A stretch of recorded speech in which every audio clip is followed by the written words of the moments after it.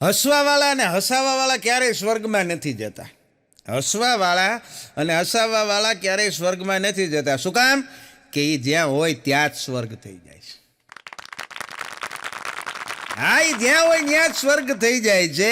આ હાસ્યની તાકાત છે. ગુજરાતની તમામ હાસ્યપ્રેમી જનતાને આપનો દોસ્ત હાસ્ય કલાકાર ધરમ વંકાણી સહર્ષ આવકારું છું. આપ સૌના ચરણોમાં કોટી કોટી વંદન.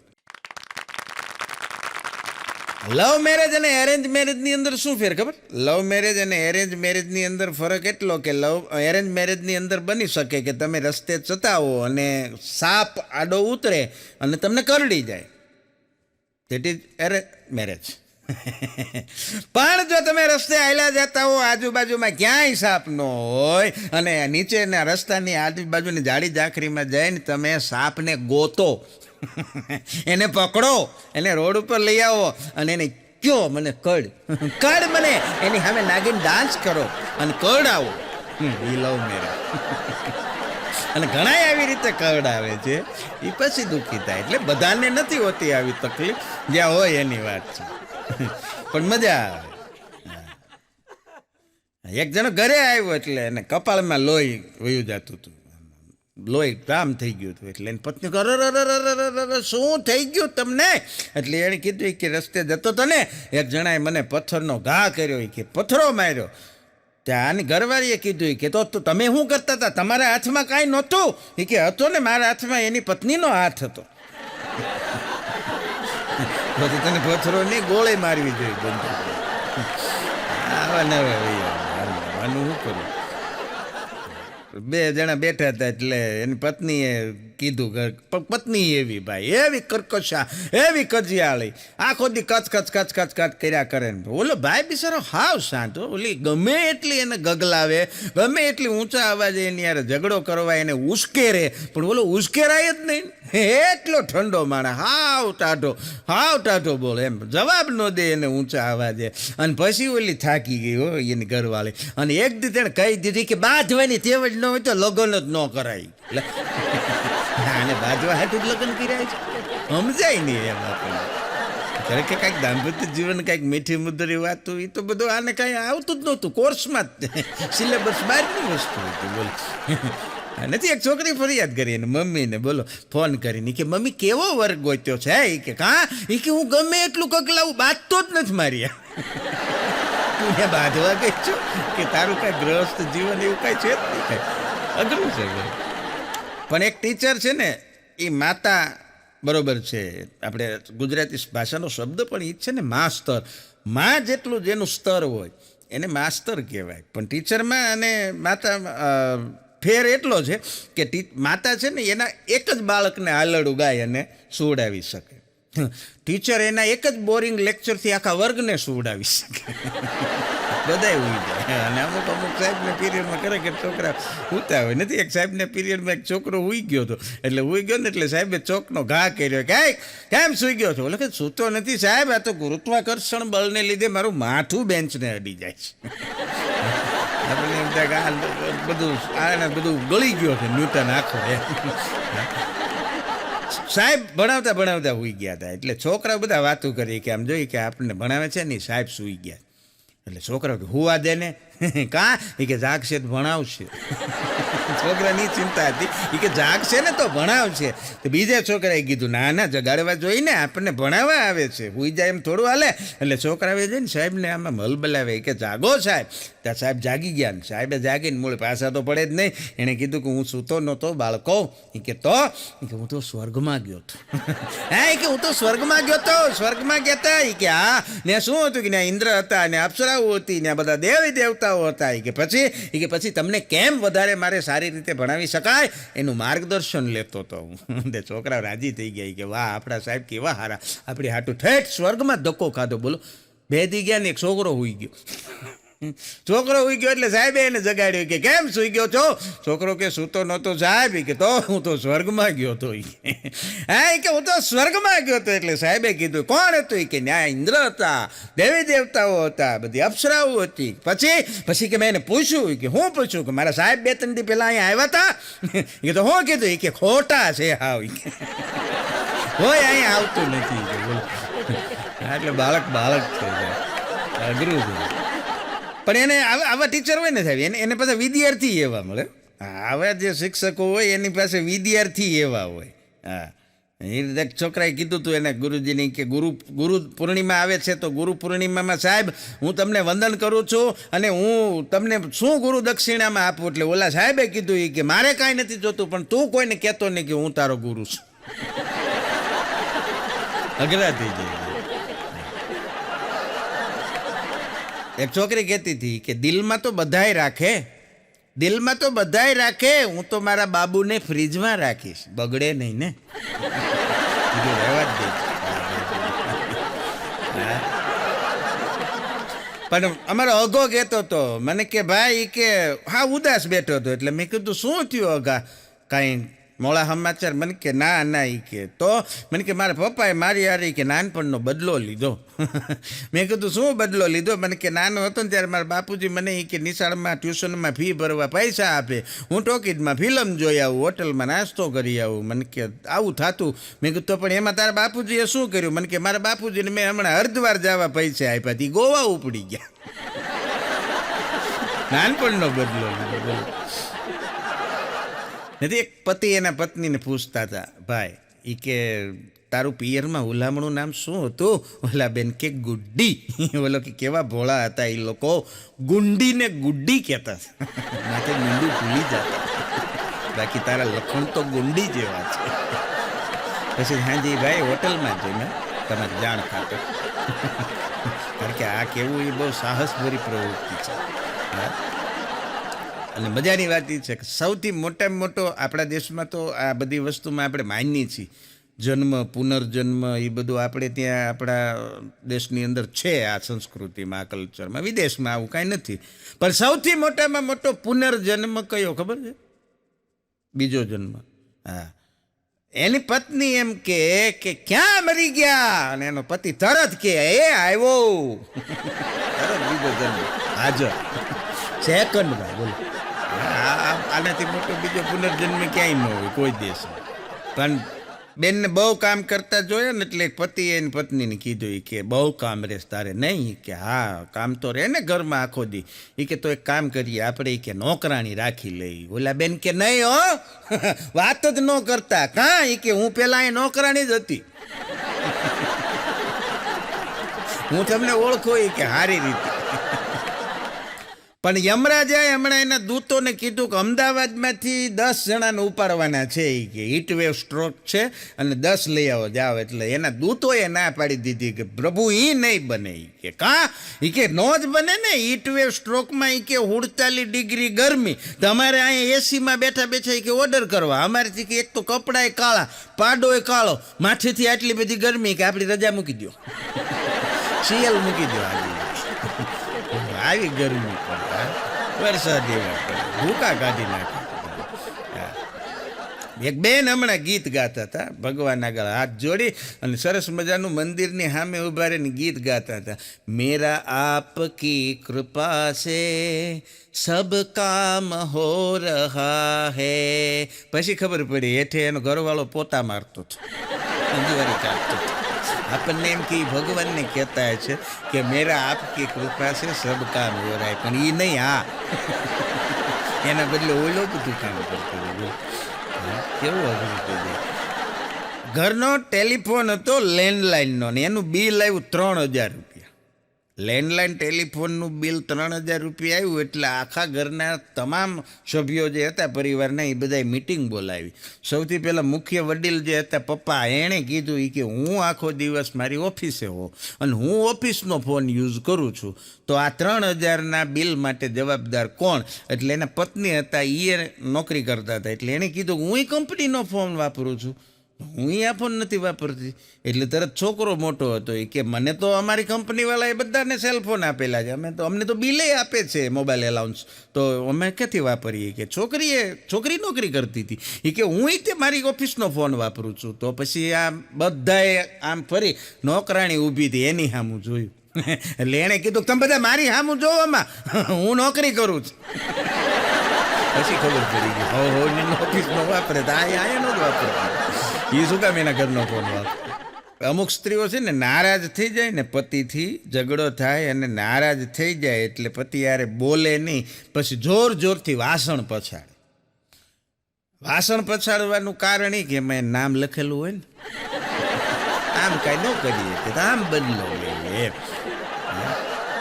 એક જણો એના ઘરે રજાનો દિવસ ને બોટલ લઈને બેઠો, સરસ મજાનું આમ કરીને આમ પેક બનાવે, પેક ઉપર પેક પીવે, પછી પાછો વચ્ચે વચ્ચે સિગરેટ હળગાવીને સિગરેટ પીવે. એની પત્ની હામી જ બેઠી, વળી પાછો મસાલો બનાવ્યો, માવો ખાય ફાંકીને, આ બધું કરે. એની પત્ની કાંઈ બોલે નહીં, એની હામું જોવે.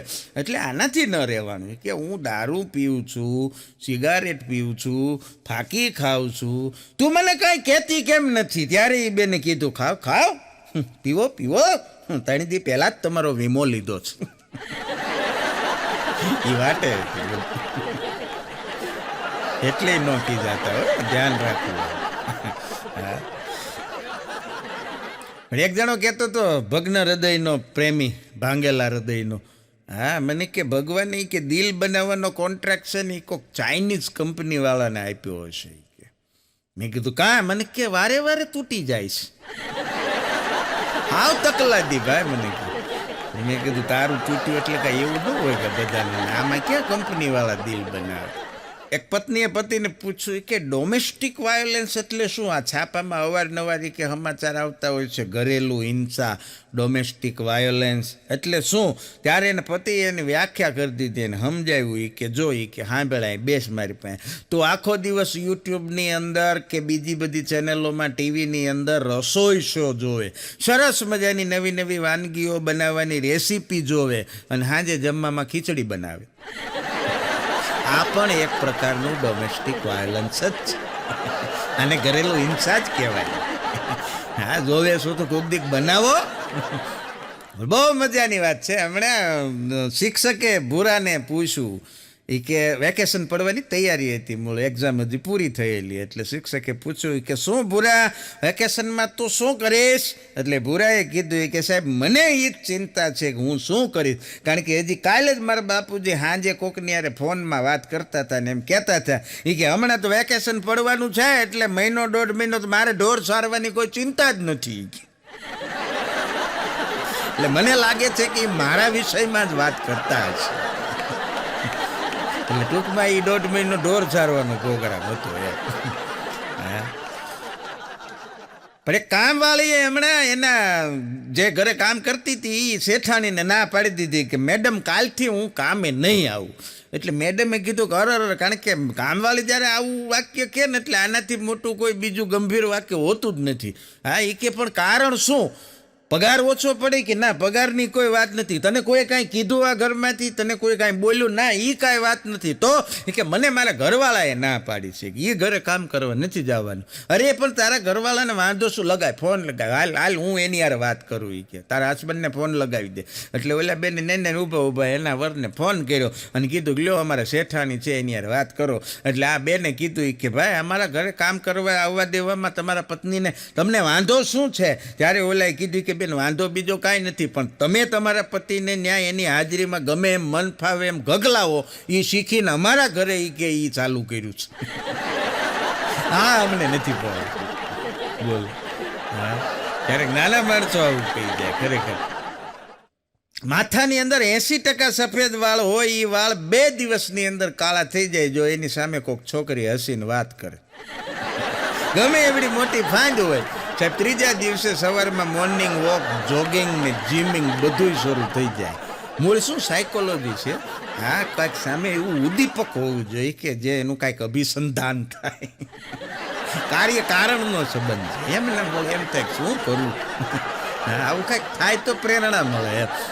કવિની વાત છે. પણ ગજબમાં ગજબ બેઇજ્જતી કોને કહેવાય ખબર છે? એક પતિએ કીધું કે મારું એક ચંપલ મળ્યું, એક જડતું નથી, કે એક ક્યાંક ખોવાઈ ગયું છે. ત્યારે એને પત્નીએ કીધું કે ન્યા ફળિયામાં બહાર જો, સાંજે જ હજી મેં કાલે જ તમારી ઉપર ઘા કર્યો હતો. કઈ ખબર પડે કે આનાથી મોટી બેઇજ્જતી કઈ હોય શકે. પણ અમારા અગાનો હાવ એક નિર્દોષ સવાલ છે સાહેબ.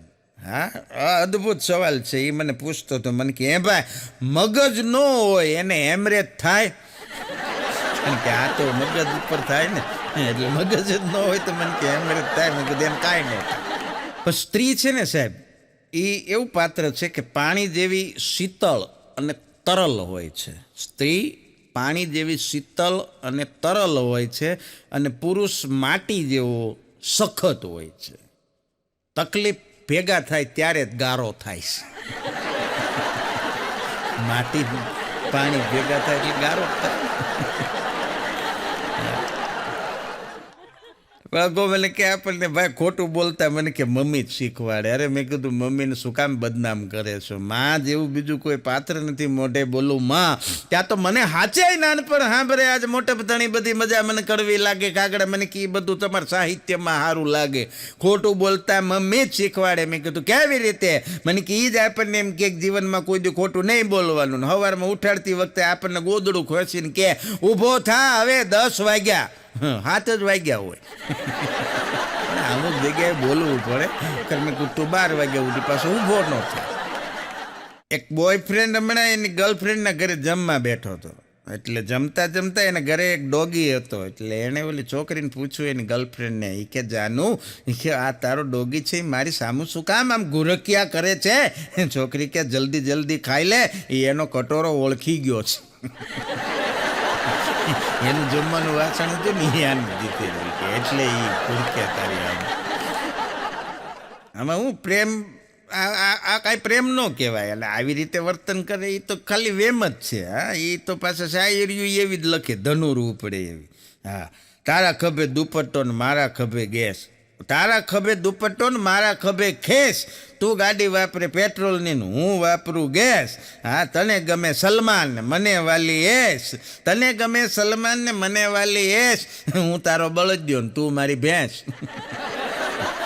આવી તો ભણના દીકરા શાયરી ઉપડે. આને પ્રેમ કેવું કહેવાય? પણ પ્રેમ પ્રેમ સબ કોઈ કહે અને પ્રેમ ને જાણે કોઈ, જાણે જગતમાં પ્રેમ તો પછી જુદા રહે નહીં કોઈ. સાચો પ્રેમ છે એ તો કરવાવાળા કરતા હોય. આ અટાણના પ્રેમની વાતું જ નથી, ભૂકા કાઢી નાખે એવા.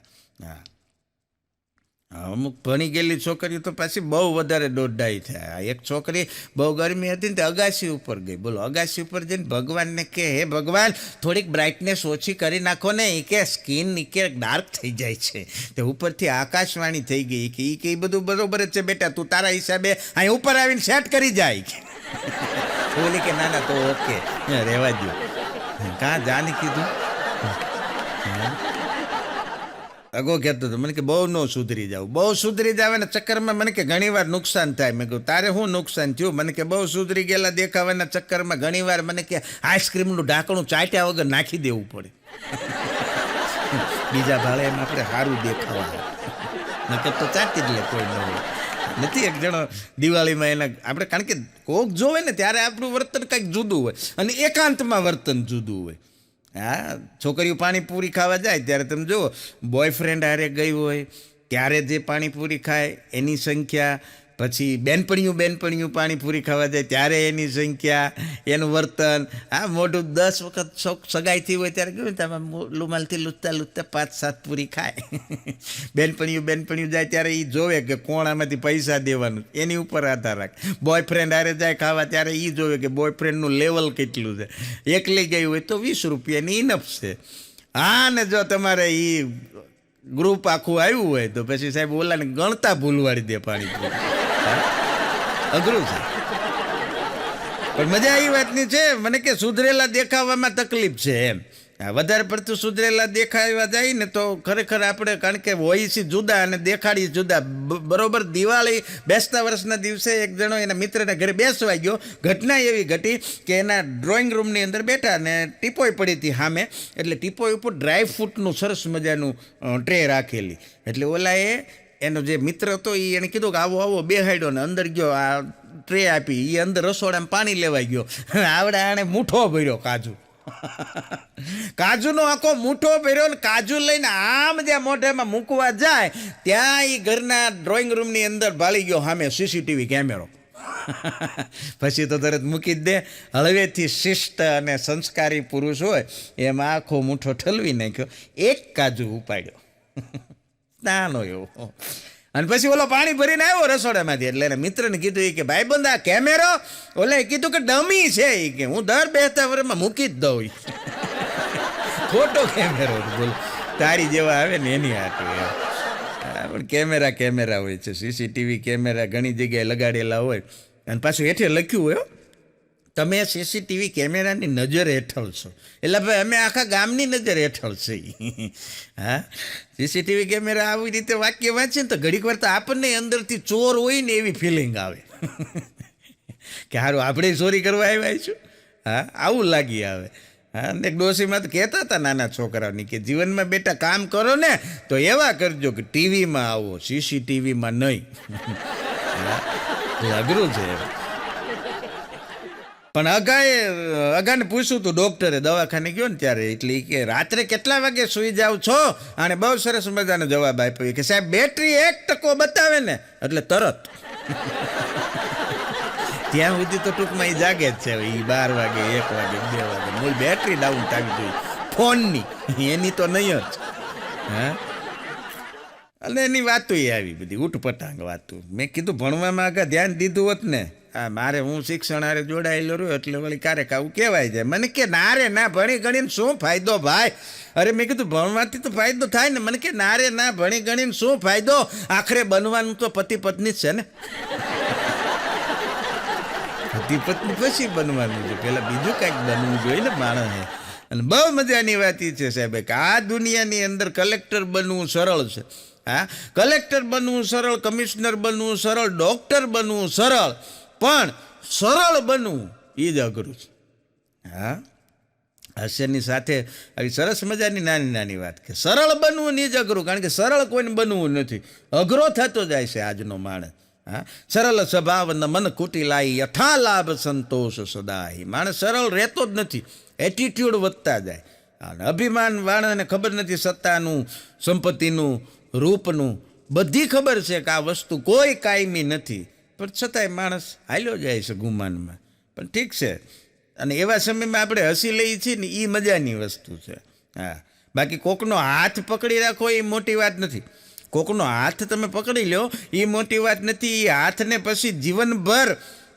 પકડી રાખો એ મહત્ત્વની વસ્તુ છે હા આવું પાછા વાંઢા જ લખતા હોય પરણેલા તો છોડાવા હાટું તરકીબું ગોતતા હોય કેમ કરીને છૂટે એમ કારણ કે કાંઈ પણ કરવું સહેલું છે એને જાળવી રાખવું અઘરું છે દાખલા તરીકે લગ્ન થઈ જાય જાળવી રાખવું એ અઘરું છે અત્યારના સમયમાં આ એક સમય હતો કે આપણા દેશમાં લગ્ન ફટાફટ થઈ જતા છૂટાછેડા કરવા આગ્રહ હતા કારણ કે વડીલોની ઘરના બધાની આબરૂની એ બધી કિંમત હતી એટલે છૂટાછેડા તકલીફ હોય તો પણ પડ્યું પાનું નિભાવી લેતા હતા અટાણે લગ્ન અઘરા છે છૂટાછેડા ફટ કરતા થઈ જશે પણ એક રિસર્ચ હમણાં એવું જાણવા મળ્યું છે રિસર્ચની અંદર કે દુનિયાભરની ભારત દેશની અંદર દુનિયાભરની પ્લાસ્ટિકની જે જબલા થેલી આવે ને પ્લાસ્ટિકની કોથળીઓ હા એમાંથી અડધો જબલા પ્લાસ્ટિકની કોથળીઓ ભારતની મહિલાઓ ઘરના બેડના ગાદલાની નીચે હાંચવીને રાખે લગભગ કોઈ બી અડે એવો નહીં હોય કે એના ગાદલા નીચે 5-7 જબલા થેલી પ્લાસ્ટિકની કોથળીઓ ન જડે એટલે ટૂંકમાં આ એનો એક નમ્ર પ્રયાસ છે પ્રદૂષણ ઘટાડવાનો કારણ કે માણસના વિચારો કંઈક જુદા હોય છે ને ખરેખર વાસ્તવિકતા જુદી હોય છે એક જણાએ એની સેક્રેટરીની હારે એમ સમજીને લગ્ન કરી લીધા કે લગ્ન પછી તે મારું બધું કીધું માનશે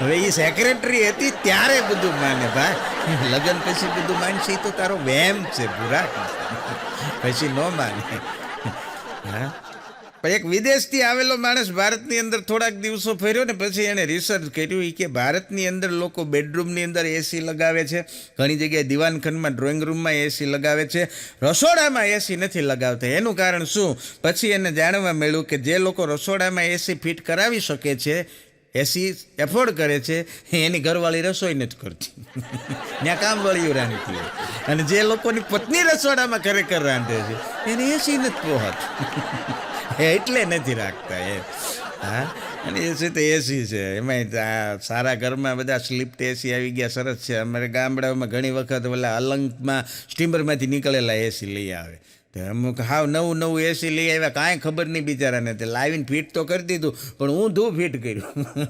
ઠંડો પવન બધો બહાર જાય ને ગરમ બધું અંદર આવે. વિન્ડો એસી હતું, ત્યાં અંદર બધા બેઠા બેઠા કે ગરમી બહુ થાય, ગરમી બહુ થાય. બહાર વંડીની બહાર ભાભલા બધા શેરીમાંથી આવી ગયા, આવી આવો અહીંયા ઠંડક છે. કીધું આ ઊંધું છે, આનું મોઢું ફેરવું.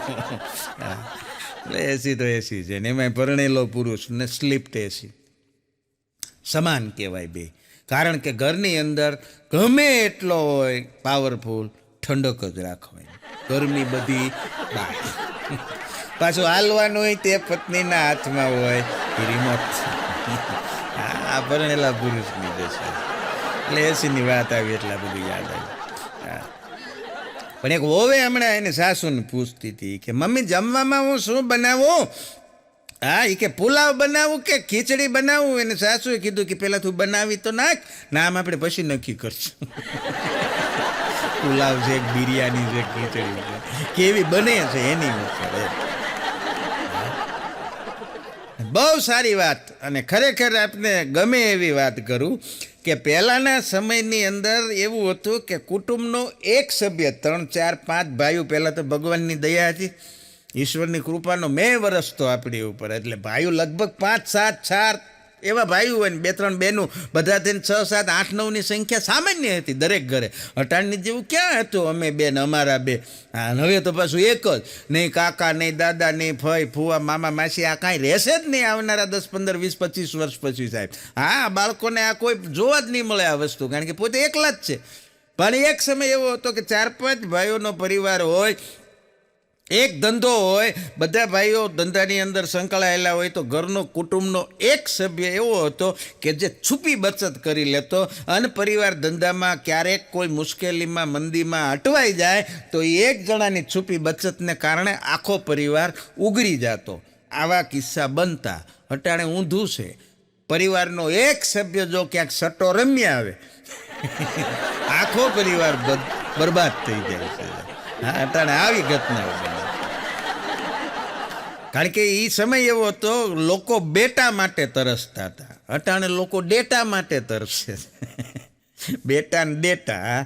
અને પાછી મજાની વાત એ છે કે મોબાઈલ છોકરા વધારે વાપરે. જો મોબાઈલ બગડી જાય તો એમાં છોકરાનો વાંક, મોબાઈલ બગડી જાય તો છોકરાનો વાંક, ને છોકરા બગડે તો પાછો મોબાઈલનો જ વાંક. છોકરા મોબાઈલની હિસાબે બગડે એમ. મોબાઈલ બગડે તો એમાં છોકરાનો વાંક. હું કરવું એ નથી સમજાતું. બોલ, હગો કહેતો તો લોકો કેવી રીતે સાચો પ્રેમ ગોતી લેતા હશે, મને તો ભાઈ એ જ નથી સમજાતું. મેં કીધું મળી જાય એમ નહીં. મને કે મને સેલો ટેપનો શેડો નથી જડતો. લોકોના દુનિયામાં સાચા પ્રેમ મળી કેવી રીતે જાય છે એ નથી ખબર પડતી. એક મેડમ હમણાં રેસ્ટોરન્ટમાં જમવા માટે ગયા. એટલે જમવા ગયા ને, એટલે સરસ મજાનું બધું ડેકોરેટિવ, અત્યારે તો હોટલો બધી બહુ સારી, બેઠા ટેબલ ઉપર. હજી તો એ ગયા ને બેઠા ને તરત જ વેઇટર આવ્યો, તરત જ. એટલે એણે કીધું કે મેડમ શું લેશો? મેડમે કીધું કે પહેલાં તો હું 15-20 સેલ્ફી લઈશ, ઘડીક તું આગો હોયો છે, પછી એને અપલોડ કરીશ. હા, કારણ કે અત્યારે માણસને ક્યાંક ફરવા જવું કે જમવા જવું, હા ને, અમુક તો જમવાના એવા ફોટા મૂકે, ડીશ આખી આવી ગઈ હોય ને તો ડીશનો ફોટો પાડીને પછી સોશિયલ મીડિયામાં મૂકે કે અમે આ જમીએ છીએ. પણ તમે એ જમો છો તો અમે ક્યાં ઈંટું ને કાંકરા ને સિમેન્ટ ને એ જમીએ છીએ. હા, તમે ખાવ છો અમે ખાઈ, પણ નહીં, દેખાદેખીનો યુગ છે. ને પછી બહુ ખાઈને ફાંદ એટલી વધી જાય. અને ફાંદ એટલે શું? હાવ ટૂંકી વ્યાખ્યા છે. ફાંદ એટલે શું કે તમારી માલિકીના પ્લોટની બહારનું તમે કરેલું ચણતર કામ, એને ફાઇન કહેવાય. આ એ મૂળ વિસ્તાર તમારો નથી, પણ તમે એ હદ વટાવી ગયા. એક બેન એના પતિને જમવા બેઠા હતા, એટલે એને કીધું કે આજ તો મેં એવી રસોઈ બનાવી છે, એવી રસોઈ બનાવી છે, એવી રસોઈ બનાવી છે, તમે જમશો ને એટલે તમને આ ગરમીની અંદર, સખત ગરમીની અંદર ઠંડકનો અહેસાસ થશે. તો એને પતિ કે એવું તો તે જમવામાં શું બનાવ્યું છે? એ કે મેં નવરત્ન તેલમાં ભજીયા તળ્યા છે, ગરમી મેં ઠંડક કા અહેસાસ. આ ખાવા કેમ કીધું મેન્થોલવાળા. પણ અમદાવાદ ગુજરાતનું એક સરસ મજાનું એવું શહેર છે, હા મજાનું શહેર છે, મને ગમે બહુ અમદાવાદ. હા એ અમદાવાદમાં એક ભિખારી એક જણાને કીધું એ કે એક મને કે ભાઈ 5 રૂપિયા આપો ને. હા એ કે 5 રૂપિયા આપો એટલે ઓલાએ કીધું કે મારી પાસે છૂટા નથી, સોની નોટ છે, તારી પાસે છૂટા છે? તે ભિખારી કે હા છે. એ કે તો એ વાપરને બકા. પેલા એ વાપર, તારી પાસે છે તો ખરી ને એમ કરીને એને જાણી લીધું. પણ એક જણો કહેતો હતો કે આજે તો મને હા પાડવાની જ હતી, આજે તો મને એ હા પાડવાની જ હતી. મેં ખીચામાંથી એના માટે ચોકલેટ કાઢવા ગયો ને તો ભૂલથી બીડીનું બંડલ નીકળી ગયું. પછી ના પાડી દીધી. કીધું પેલા તારે હું દેવું છે એ વસ્તુ આગળ રખાય. અને બહુ સાચી વાત એ છે કે જેને તમે પ્રેમ કરતી વખતે કિટકેટ ખવડાવી હોય, 5 સ્ટાર ખવડાવી હોય કે ડેરી મિલ્ક ખવડાવી હોય કે ગમે એવી મોંઘી ચોકલેટ ખવડાવી હોય, લગ્ન પછી તમને ટિફિનમાં એ દૂધી, તુરિયા, ગુવાર, ગલકાના જ શાક ખવડાવવાની. તમારી ચોકલેટ બધી ફેર. હા મજાનું છે. એનાથી આગળ વધીને એક આપને વાત કરી દઉં કે આ આયોડેક્સ કંપની જે છે, બામ ને વિક્સ ને બનાવતી કંપનીવાળા, ખબર નહીં એ લોકો જાહેરાતમાં લેડીઝ જ બતાવે. બોલો મને વાંધો નથી કાંઈ, બહેનો ભલે બતાવે, પણ મને એમ થાય કે આ કમર બહેનોને જ દુખે. અમારી કમર હું અંબુજા સિમેન્ટની બની છે. હા કારણ કે ગેસનો બાટલો ઉપાડે પૂરું, શાકનો થેલો ઉપાડે પૂરું, ઘરની જવાબદારી ઉપાડે પૂરું, કમર ખાલી બહેનોને જ દુખે. કોક દીક તો આવી એડવર્ટાઈઝમાં ભાઈઓને લ્યો. હા એની એડવર્ટાઈઝમાં નકરા બહેનો જ આવે, પણ સ્ત્રી છે એ શક્તિ છે સાહેબ. વંદન છે આ દેશની શક્તિને. હા કારણ કે રઘુકુળ ભૂષણ રામનું ગાદી તણું મુહૂર્ત હશે, પણ પિતાના વચનને પાળવા એ વિકટ વનમાં જઈ વસે. ત્યાગી સુખો વૈભવ તણા અને સીતા ગયા વનવાસમાં. સાહેબ વનવાસ તો રામને હતો, સીતાને નહોતો, પણ પતિના પગલે પગલે ચાલવા માટે એણે પણ 14 વર્ષનો વનવાસ સ્વીકાર્યો. સીતાએ તો રામની સાથે જઈને સ્વીકાર્યો વનવાસ. પણ સાહેબ લક્ષ્મણના પત્ની તમે જો ઉર્મિલા કે 14 વર્ષ લક્ષ્મણને એમની સાથે મોકલીને એમણે પણ એક પ્રકારનું વ્રત સ્વીકાર્યું. એ તાકાત, એ ત્યાગ, એ સમર્પણ એ આ દેશની નારી કરી શકે, એ આ દેશની શક્તિ કરી શકે. જોક્સમાં કદાચ ગમે એટલી સ્ત્રીઓ વિશે કદાચ વાત કરતા હોય મજાકમાં, પણ સ્ત્રી છે એ શક્તિ છે, શક્તિ છે ને શક્તિ છે. એને વંદન છે, હજારો વંદન છે. આવી હાસ્યની સુંદર મજાની વાતો સાંભળતા સાંભળતા, આવી સરસ મજાની વાતો સાંભળતા સાંભળતા આપ સૌ અમને સૌને લાઈક કરો છો, આ કાર્યક્રમને નિહાળો છો, ત્યારે ગુજરાતની તમામ હાસ્યપ્રેમી જનતાનો આ તકે આપ સૌનો હૃદયપૂર્વક ફરી આભાર. જય હિન્દ, જય ભારત, વંદે માતરમ, અસ્તુ.